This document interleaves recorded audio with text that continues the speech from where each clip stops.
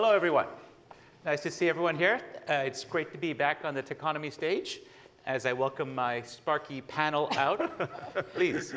And we believe in disrupting things. That's why we had the furniture turned upside down before we came out. Because we've heard already from a number of sharp thinkers. That's one of the great things about Techonomy, the people in the audience and the people on stage with the provocations. But it's my job as your immoderate moderator to take us to the next level, put the pieces together on this session on systems thinking. I'm delighted to introduce from my far right, your left, Scott Corwin of Deloitte, Jules Kortenhorst of RMI, and Bridget Fawcett of Citi. Give them a nice round of applause to get us going.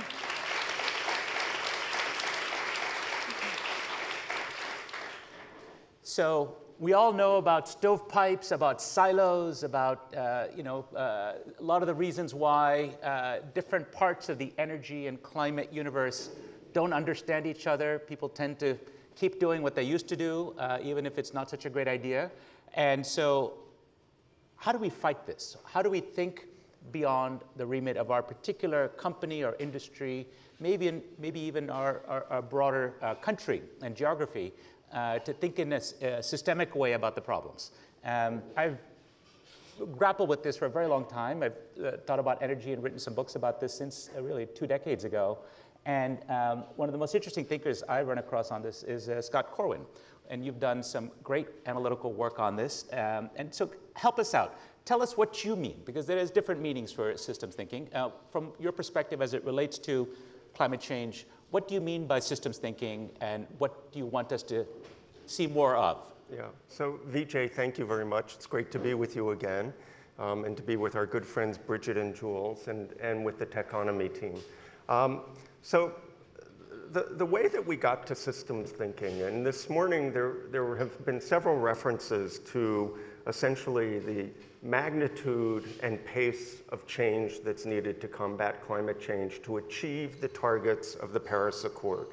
We know precisely what the sources of greenhouse gas emissions are, where they come from.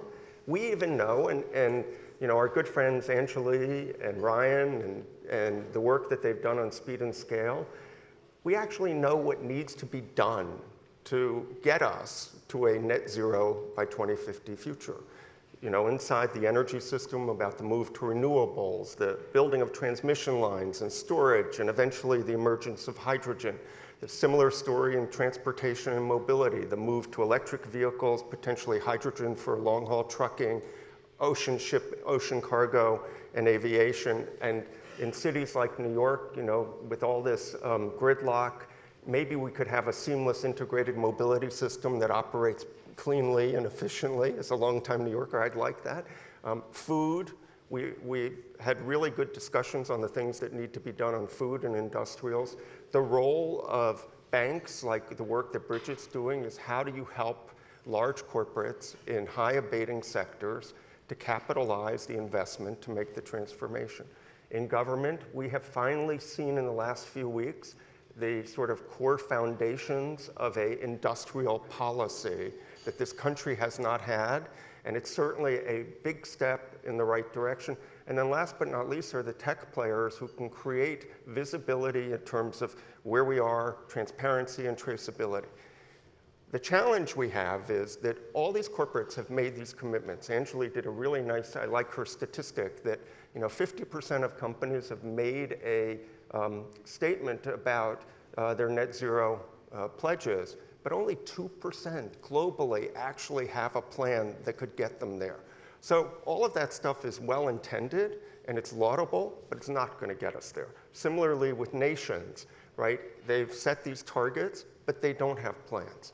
So when you step back against the sheer magnitude and the pace of the transformation needed, we've come to a view that we need to run a nonlinear, disruptive, sort of massive transformation of these systems. And we have to sort of change the trajectory of the natural organic markets like renewable energy. It's taken us 30 years to have solar and wind become economically viable. Well, we don't have 30 years anymore. So the question is, how do you actually work inside each of these systems to make that transformation occur? And really, the point that we're making on the whole systems theory is not the what, but it's now how. How do we actually make this transformation? How do we take these different players and get them to work together?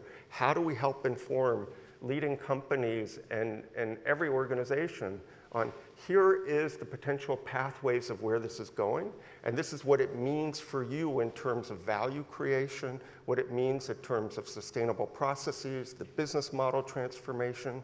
So we're really focused on how do you sort of affect this transformation. And backstage, you asked me the question, is it about speed or is it about scale?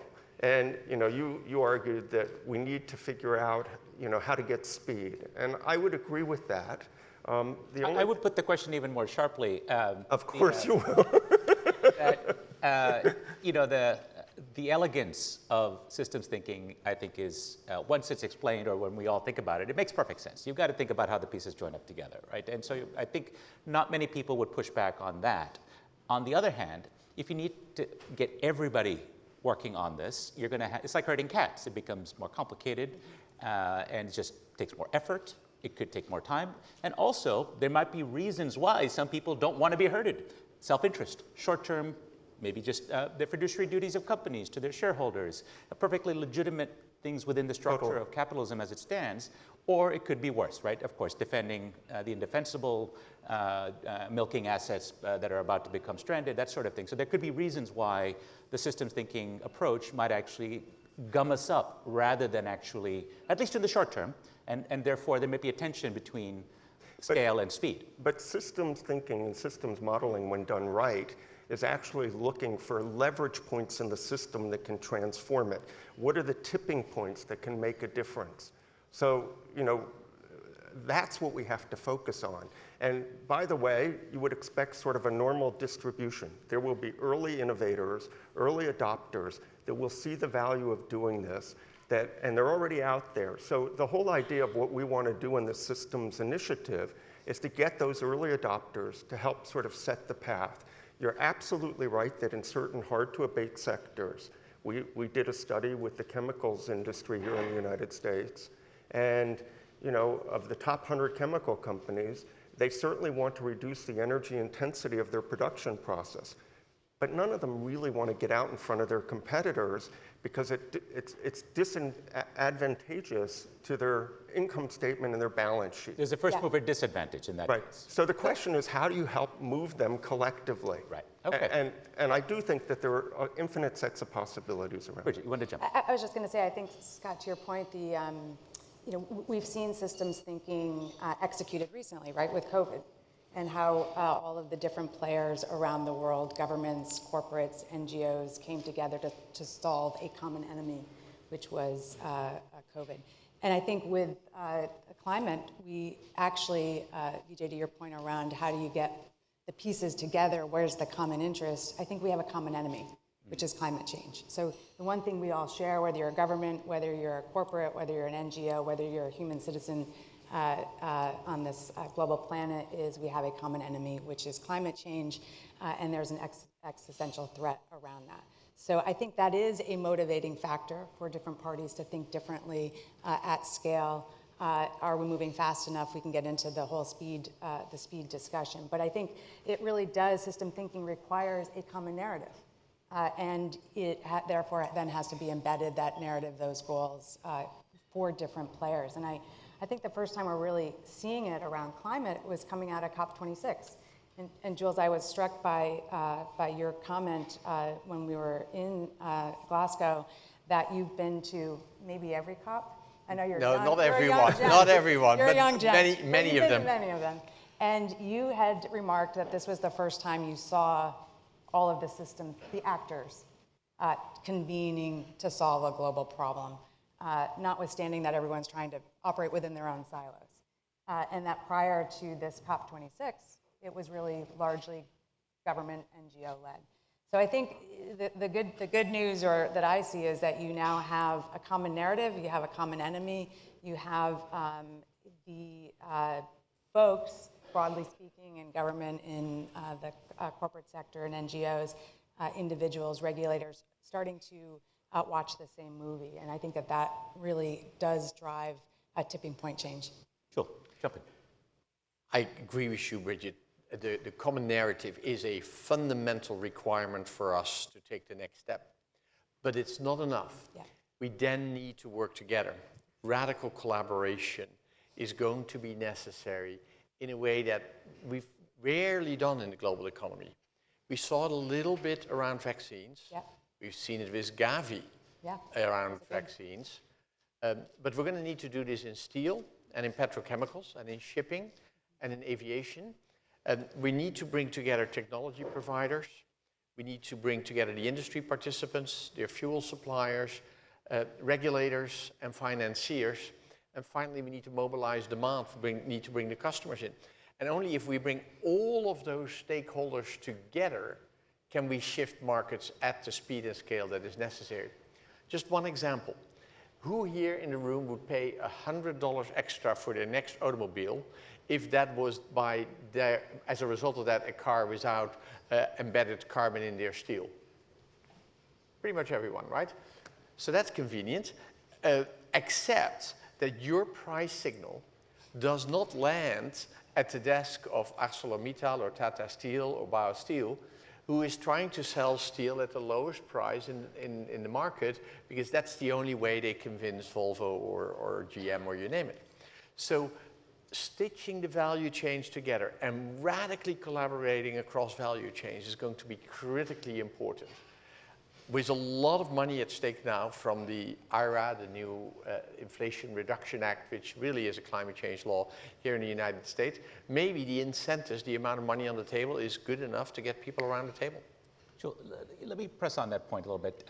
You made a good gave a good example with steel as if it's not really a market failure, but clearly something is failing, right? Yeah. That is the climate objective is not being achieved. That could be at relatively low cost given the self-selected group of climate innovationistas. You guys are willing to pay $100, but objectively speaking, it's not that much relative to the price of a new car. So we could be doing better on this. So that's a fair point. But you said all these people have to come together, these different actors. Who organizes them? What is the organizing principle?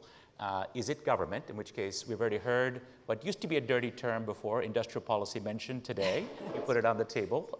Doesn't have a great history from Europe in the 70s and so on, but it's back in a big way. What do you do to make sure that the conveners are honest brokers and that Hayek isn't turning over in his grave about, the best way to organize all of these different signals is in fact the marketplace because the alternatives are generally worse. Yes. I do want Hayek to turn over in his grave, being an economist by training, because I think what we are arguing is that we do need industrial policy, and then we need market participants to collaborate in a way that we could not have imagined before. And you're right, we got this wrong in the 70s, lots of reasons for that. We largely tried to back companies that were already failing. But here's the good thing. We're talking about backing the technologies, the solutions, the energy technologies that are hands down going to dominate this century. We're no longer talking about industrial policy to save oil or coal. We're talking about industrial policy to make the future happen. So that's helpful. And yes, the IRA, the supply of endless abundance of capital from the US government will help that industrial policy, but it's not enough. So in the case of these hard-to-abate sectors, we at RMI have been part of a collective effort called Mission Possible Partnership, run by a number of civil society organizations, but explicitly bringing in financial institutions like Citi, consultants and advisors like Deloitte, but also very importantly, the industry participants themselves, their suppliers, their technology providers, and their customers. This is hard work because in the beginning, there's a little bit of like, why should we talk to you guys? But I think there's an emergent realization that no company can do this on their own, and that actually working together can significantly accelerate the change. And yeah, we have to overcome antitrust issues and competitiveness issues, but we can. Now, there's another part to this story, which I think we need to hone in on. One is there are technologies that exist today. We are not waiting for breakthroughs that actually would decarbonize some of these sectors. So one example, not a great example, but it's an important example, is like sustainable aviation fuel. It can be used in existing jets today. It reduces the carbon impact by roughly 50%, but it costs 4 to 5x what a gallon of jet fuel one costs. There isn't enough production supply. And we have all of these kind of chicken and egg problems where you essentially have a supply side that can see the vibrations of the market, but aren't really willing yet to go whole hog in, to put the capital in to help create that. And on the demand side, you have players like us that desperately need to have that reduction in our aviation footprint. They're willing to pay some of a premium. We're not willing probably to pay 5 times forever and ever and ever. And so how do you now essentially tip a market that does not need a technological breakthrough faster? And there are scores of those things that exist, and you can bring the supply side together to actually go affect that. So if I could bring that concept of sort of tipping systems and bridging that gap, rather than inventing, say, nuclear fusion plants at scale that, we're not talking about inventing the new, but stuff that might be ready to go or close to it, but needs scale, needs buying down on the cost. And I want to talk to you about finance, because I know you're involved with GFANZ, Net Zero Alliance, a few of these sort of coalition attempts. Can you give us a sense of how the systems thinking approach is working in finance from what you're seeing? Sure. I mean, I think finance is actually a great example of executing a systems change. Certainly, financial service sector is an enabler for corporates and governments to execute the change they need, but we're also going through a transition ourselves. I mean, we have committed at Citi to be a net zero bank. We've joined GFANZ. We helped found the Net Zero Banking Alliance, which is a critical component of GFANZ, with very specific targets and very transparent metrics to our broad stakeholders. Can you tell us what those groups do for people that don't know what so it's really, GFANZ is the Global Financial Alliance for Net Zero. It's really a financial services coalition formed really last year on the run-up to COP26. And there is a commitment of every member. There's now 500 strong globally, kind of with it controlling about 130 trillion of assets, to be net zero, to have a very specific transition plan, very specific near and long-term targets around capital deployment. And so for Citi as a bank, as an example, we have very specific energy and power and other hard-to-abate sector lending portfolio requirements. And if you've read the Task Force on Climate-Related Disclosure, or the report we put out earlier this year, we actually outlined very specifically what our lending practices are for the energy and power portfolios, what our specific GHG emissions baseline is from 2020, what we expect it to be in 2030, and how do we get to that goal. And so I think what we're finding, and just as a level set, GFANZ bank members probably control and deploy about 70% of bank financing globally. So it's a pretty powerful contingent to be, if we can really align that capital to low carbon business models, that is a tipping point shift than anything historical. To put into context, GFANZ, as I mentioned, just started, right?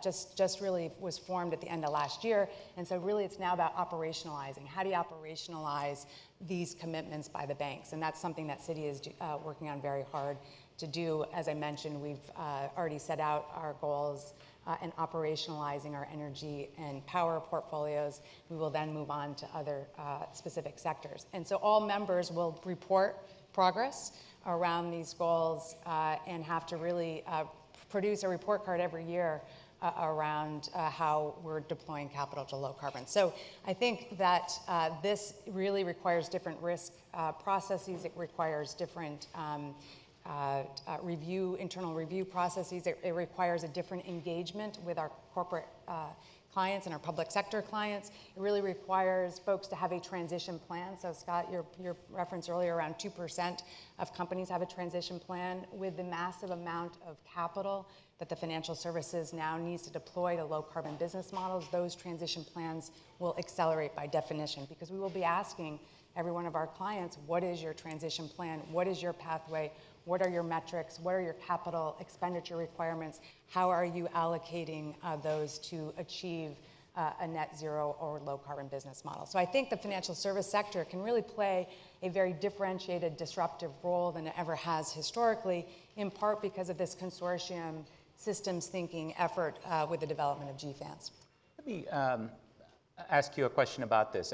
Within the context of the developed world, especially in parts of the world like Europe, where the regulatory tailwind is strong to move in this direction, where even central banks are doing stress tests on climate, and so this is sort of broadly societally accepted, even in terms of regulation and expectations of investors. I can see what you're doing could have great success. But I spent this morning. Wait, did you really say that? I do. Oh my God. I do. However, there's always a kicker, that and that is, the problem isn't in Europe. Yeah. Europe's already very low emissions, as it were, and it's a rich part of the world, and they're ready to pay more for green hydrogen. The problem is in India and China and Indonesia and in the developing world, in Africa, which is just on the beginning of its demographic dividend, and likely to build lots of fossil plants unless the curve is bent in a different direction. And I spent this morning in a sort of off-the-record session, but lots of people from the financial world and development banks, as well as international financial community and policymakers were there saying, how do we bridge the gap for financing of clean energy and sustainable technologies in the developing world? Because that's where the big bulge of carbon could come from unless we help overcome currency risk, country risk, project risk. And so a whole litany of problems were listed. And people were saying, well, we should have more philanthropic money, or how about some sustainable kind of blended finance? We need to scale that up. And I heard a number of ideas. These are the people in the room were at institutions that could solve this problem. I'm not naming who was or wasn't there, but say development banks typically have AAA rating that they have to adhere to. So meaning they can't take that extra risk that's needed to cover developing country projects. And so how do we deal with the elephant in the room, which tends to be the developing countries' greenhouse gas profile, as they have the right to grow? What can the financial systems thinking you're talking about, unless you move off the dime on returns for shareholders or taking greater risk, which is linked to that returns. I mean, that's the nub of it, I think the returns challenge is, of course, a real one. It may be a different one in today's market, right? When we think about the cost of financing, the access and cost of capital to do these things, we may be thinking differently. I think we believe very strongly that the developing markets should be allowed to grow. They do need energy, and they have longer leeway than the developed markets, for sure. And that's how we think about capital deployment in that paradigm. There does need to be more innovation. I think we're seeing pockets of it for certain countries, but I think what's and Jules can comment on this as well. I think what we're seeing out of India, what we're seeing out of China, what we're seeing about the developing countries is really a spark of innovation that may surprise some of us sitting in the U.S. I think, yes, they have longer net zero commitments, whether it's 2060 or 2070, but if we think about the solar and wind investment that China alone is doing, it far outpaces any other country. If we look at India and how India is positioning to be a global transition champion, again, the plans are really pretty incredible, all that need to be financed. But a lot of the financing also is for new innovative technologies. So there's a bit of a win-win around the amount of capital that the banks are looking to deploy towards low carbon solutions and the low carbon solution technologies that are coming out of these countries. So I think it's not just about the old way of financing old businesses, but also thinking and scaling around the new innovations and how we perhaps think about that financing element. Jules, I know you want to come in on this, but I want to give the audience notice. I'm going to come for a couple of questions. Think about good, short, and sharp questions. I'll come to you in just a moment, but let's hear your thoughts, Jules. Yeah, the economics of the energy transition are now so overwhelming all around the world that we really should not be thinking about this as something we're going to do in the developed world, and then one day maybe we can convince developing countries about it. In fact, we've recently analyzed the economics of power generation in one of the countries that is negotiating with the G7 on retiring their coal fleet. This is called the JET-P program, Just Energy Transition Partnership, where developed countries help developing countries retire coal. First country was South Africa. We're advising one of the other governments, and it is crystal clear. In this country, not only can we build new wind and solar much more cost effectively than new coal, we can in fact shut down existing coal plants in this country, and this is a coal mining country. We can shut down existing coal plants, replace them with new wind and solar, and have a net present value that is positive, reduce rates, make the country better off. So this movement is happening all around the world. What we now need is the innovative finance that Bridget was just talking about, because in this specific country, it has a limited amount of ability to borrow. It has a limited capacity on its balance sheet to make the financing work for this transition. But I believe that it's going to happen much faster. And that will further accelerate reduction in cost in wind and solar. It will further accelerate the transition. We are seeing systems feedback loops kicking in. Okay, on that, I'm going to go to the audience. Just a couple of ground rules. Name and affiliation, please, and make it a question. Nobody likes a long-winded gas bag, so. Okay. I'm Bill Chapman from the Conservative Climate Activists, and Jules was talking about people would be willing to pay more for have the steel in their car be produced in a low-carbon way. Yeah. But the signal doesn't make it to the market. What do you think of the carbon fee and dividend plan that is supported by Citizens Climate Lobby and is in Congress? Okay, specific question? Yeah, look, the idea behind a cap and dividends policy was a good idea if, and only if, we could get a single member of the GOP in Congress to support it. You guys have done an amazing effort to push this idea, but the only people you've been able to convince is retired GOP members. So realistically, it ain't gonna happen. The good news is, we've just passed the largest industrial policy and climate act in the world.